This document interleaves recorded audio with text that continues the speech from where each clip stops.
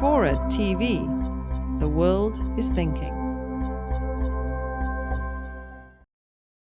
It's been said that from our not too long experience with insurgencies, 50, 75 years at most, that one lesson we should have learned is that you can't prevail over them unless you have a strong local partner. We ended up not having a strong local partner in Vietnam, and there's a real question whether one can consider Karzai, no matter what clothes he's wearing this day, a strong partner.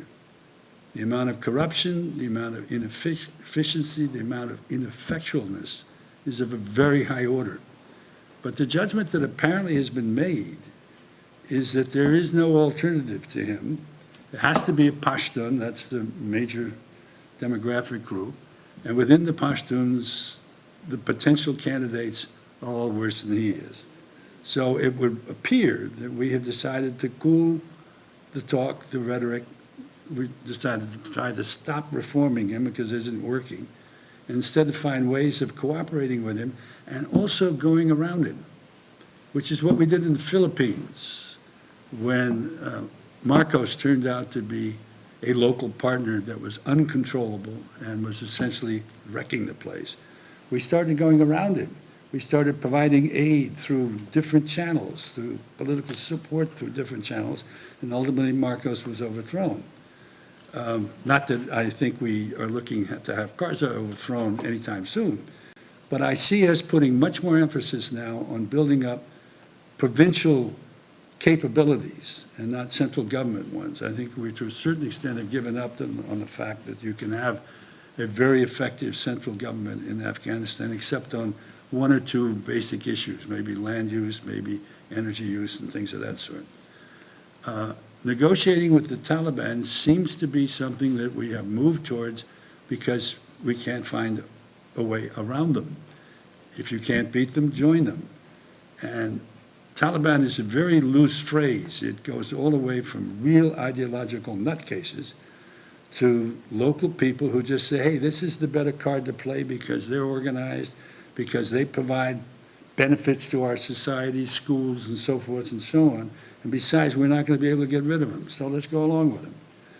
That's the kind of Taliban force, which is partly tribal, much less so ideological, that it looks like we think we now need to try and get into cahoots with. Can you separate the two? Can you separate the Omar-type Taliban that wants to put a whole very rigid lifestyle screen over the entire country? Can you separate that from more pragmatic, not necessarily nicer, but more pragmatic Taliban forces, tribal leaders, warlords, and work with them to at least stabilize the country to the point where we can live? I don't know, but that seems to be the game we're playing. And I certainly wouldn't put myself up as having enough expertise to suggest that there is an alternative to that makes any sense. Once again, if we want to leave reasonably soon, a matter of a year, 2 years, 3 years or so, we've got to build up much better forces locally to at least contain the violence in the region, the ability of the region to affect others. And if that is not just a retrained police force, which is highly problematic at the moment, a retrained army, which is the same, but also requires going back to understanding that Afghanistan is a place in which local forces, local leaders are the real game, then we got to do it.